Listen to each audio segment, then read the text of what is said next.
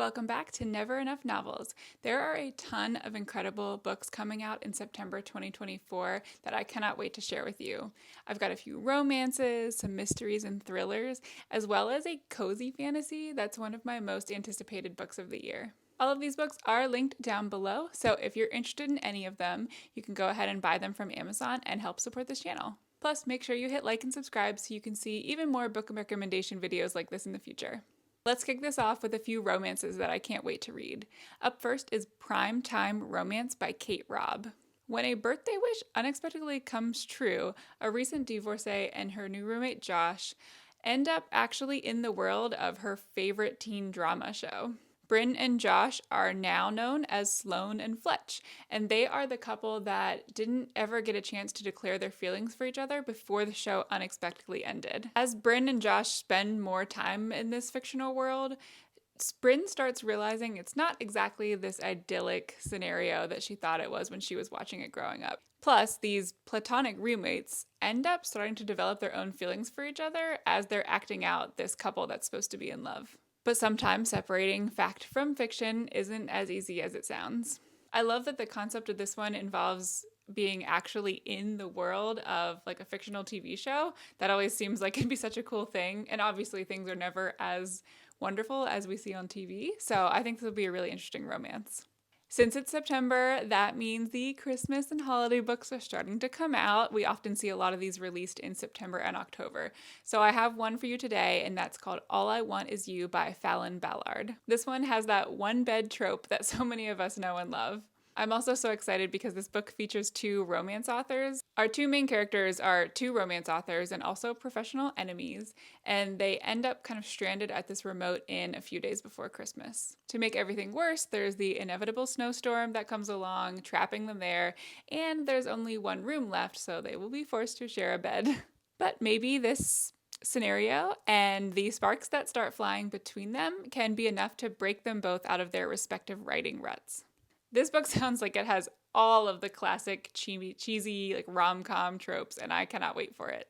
Also in September, we've got a new book coming out from one of the kings of romances, and that is Counting Miracles by Nicholas Sparks. Our main characters in this one are an army ranger who's kind of searching for where he belongs, a single mom, and a lonely older man who's currently living alone in the forest. And these three are on a course to inevitably change each other's lives. Our army ranger, Tanner, is left reeling after his grandmother drops a bomb on him, like right before her last days. She tells him the name of his real father and where he lived.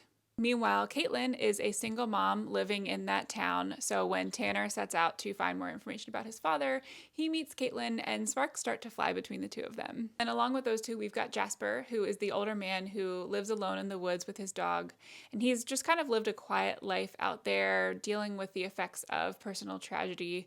And now he spends his days seeking to protect a rumored white deer that is being hunted down. Eventually, these three characters come together and experience the sort of miracle that will change their lives forever. Nicholas Sparks is known for his heartwarming, kind of deeper romances, so this one should be a good addition to the slate of September 2024 romances.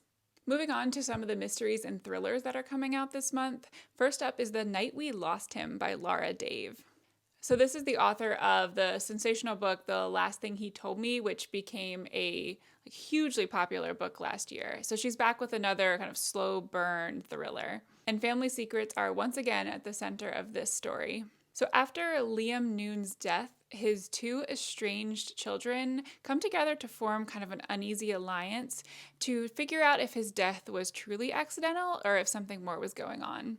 And while they're digging, they uncover kind of a hidden family secret that will change everything they thought they knew about their father. I'm not usually one for kind of the slow burn thrillers, but I'm always excited to see what she writes next, so I think this is going to be another good one. The other thriller on my list is completely different, and this one is called The Hitchcock Hotel by Stephanie Wroble. The premise of this thriller sounds so intriguing, and as a Hitchcock fan myself, I'm really excited to see how an author puts like a modern spin on this master of suspense. In this novel, our main character Alfred has created a secluded themed hotel entirely devoted to the world of Alfred Hitchcock. Guests who stay at his hotel have access to endless film screenings, props, and memorabilia, as well as an entire aviary full of crows.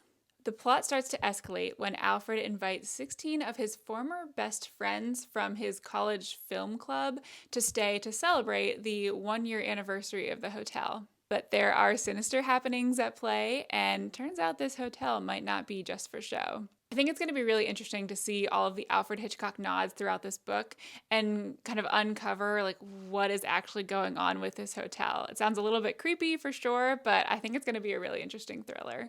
And on to the fantasy new release that's coming out that I cannot wait for, and it is Somewhere Beyond the Sea by TJ Klune. I have been desperate to get my hands on this sequel to The House in the Cerulean Sea since I first heard about it.